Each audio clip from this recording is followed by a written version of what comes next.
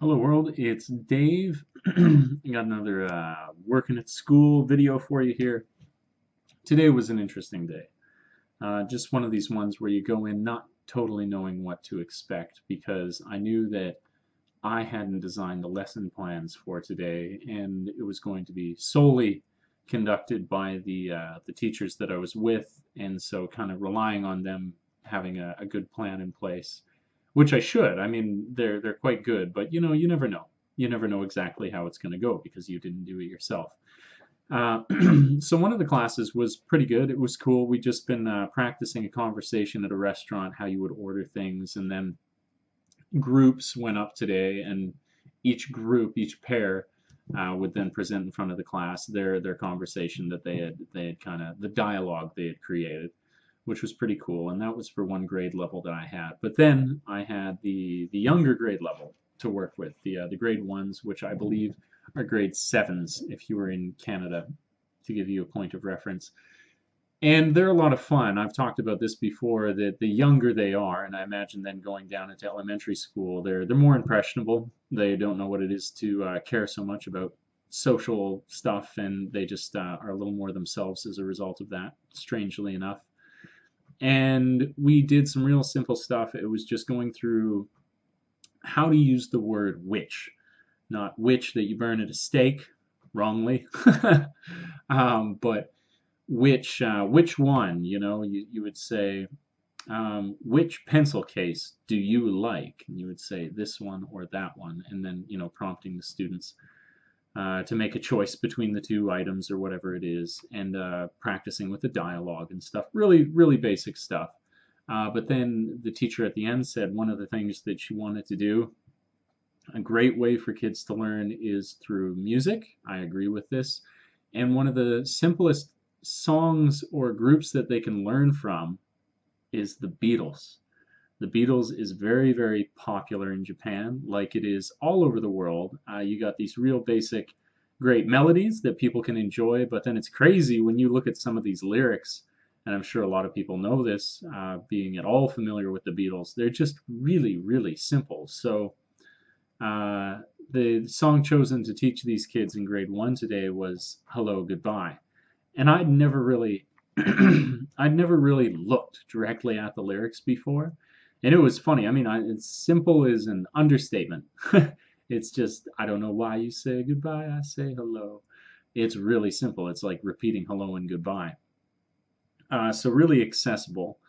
But I just understood that we were going to teach them this song. I didn't imagine a way in which we were going to do it. I figured, like I said, that was up to the teachers. That's what they were going to do, look after it, and so I could just kind of like check it out, see what's going on. But when it came to that time and we'd handed out the lyrics throughout the whole class, the sensei I'm working with looks at me and says, "So, take it away." I was like, "What?" And she wanted me to teach them the song. I thought they were going to learn from a CD or something, but she wants me, without backing music or anything, to teach them to sing the song, as though if the song's in English, then you must be able to sing it. Now, I can't get too dramatic with this story because I really, really like singing. Um, I'm not the best, I'm not the worst at it, probably worse than I think. We're all a god in our own minds. But I'm probably like not one of the people who would have been hit the worst by this, but I was just thinking about going through it. I was like, man, if you're not familiar with singing or you don't feel as comfortable with it, it's one thing to go up in front of a group of kids and teach a class. That's pretty intimidating. You got all these beady little eyes on you with their expectations, let alone you're just thrown to the wolves and told to teach them to sing. But it was great. It was one of these times, where you get out of your social, or as you call it, your comfort zone, and it really is only rewarding. And I did, and I just started. I won't hurt your ears with it now, but I started singing the lines to it, and the kids followed in. And it is kind of that feedback loop with singing as well. That as kids start singing, as you sing, and you get a positive response, you gain more confidence. And so we had a real good session. We had a real good learning session, learning the song, and she did eventually break out a CD where I was like, man, you could have started with that. You're having me do it. But it worked out really good, like I say, to actually have to do it myself. And we practiced with the CD, and they really enjoyed it. And then I guess we did well enough. This is the thing. I was like, oh, this is pretty cool.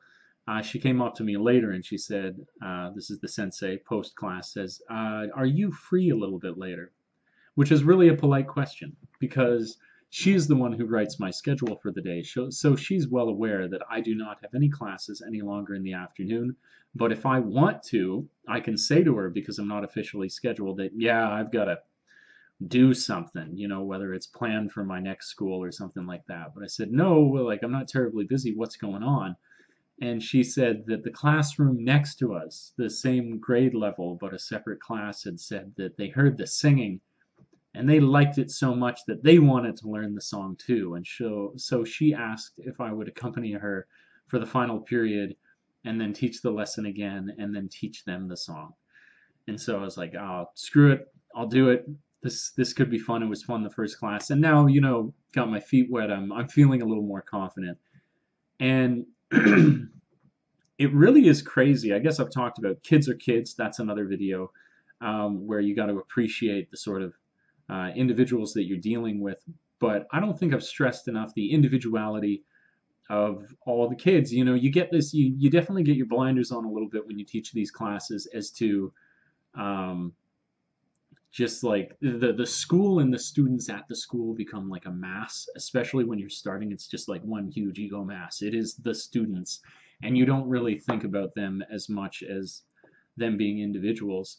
But it really is crazy, right down to each class is really, really different, even if you're dealing with all the same grades, it really is a question of all those individuals making up something different. Because when I went into the first class, they're really receptive. Like I say, they're in the younger grade, so it's pretty easy dealing with them. But then this was just like a godsend. I walked into this other class, and I guess I'm starting to wake up to it now because I've been to a few more classes. I'm starting to get, oh, this class enjoys English. This one's really into it. These guys like cheer when I come in the classroom now. So I was like, oh, it's this class. And it now finally clicks in my head that these group of students love learning English. They love the class. And so it was great, and a big surprise. I wouldn't have maybe locked that into my mind had I said, I just want to read my book, leave me alone.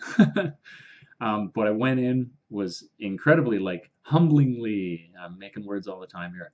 It was a humbling response to my presence in the classroom that I felt, where I was like, these kids just love this, and that is awesome. That's what I'm here for.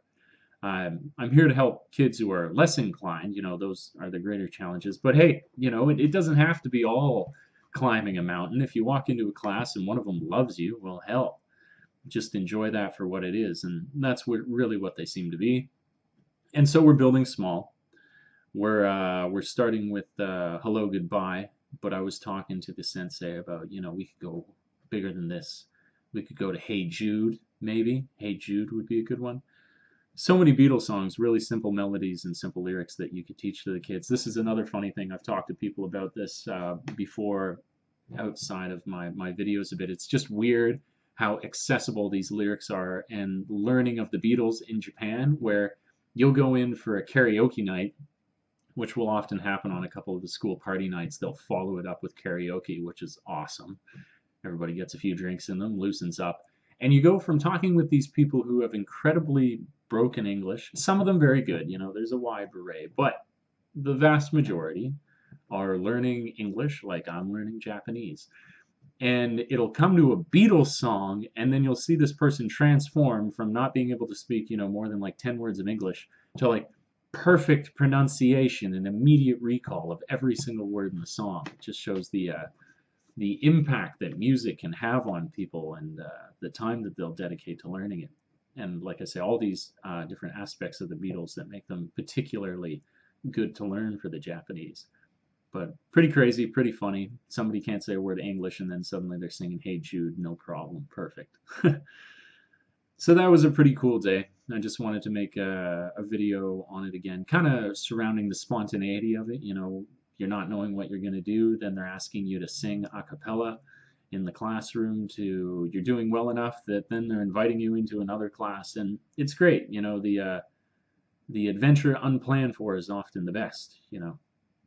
So this has been the end of the video. I made it to 10 minutes. I'm going to make it really quick. Japanese word. I'll go with Dochira or Dochi. Dochira is the formal way of saying which is what we were teaching them today, the English equivalent, and Dochi is the more casual. It's actually more what you would say, which you have to be careful when you learn Japanese because you can learn all these formal pronunciations of words, and then really it's not how people talk to each other. You'd be great at meeting people for the first time, but in reality, as soon as you knew them for like 10 minutes, you wouldn't be using that same language again, which is, I guess, one of the challenges of Japanese, less so in English, because we are formal. We talk to people differently, but not quite so different. We don't have like so many different forms as they do. So there you go, Dochira and Dochi. And I'm going to put those down below in the links. I'm also going to put my contact down below in the links as I usually do. So if you have questions or suggestions, that you can get a hold of me really, really easy. Song that I'm going to recommend today will be, I don't know, maybe people haven't heard this before, but it's the Yoav. I've talked about Yoav in my other videos. He does a wicked rendition of the Pixies song, Where Is My Mind? He did it for the Sucker Punch movie, which I think got destroyed in the editing room. I think that could have been a lot better, but that's neither here nor there. I'm just starting to ramble. That'll be down in the links. Check it out. It's a great song, kind of an homage to the earlier Pixies original creation thereof. All right, cool. Thanks for tripping with Dave. Until we meet again next time, world. Like, subscribe, all that stuff. Ciao for now.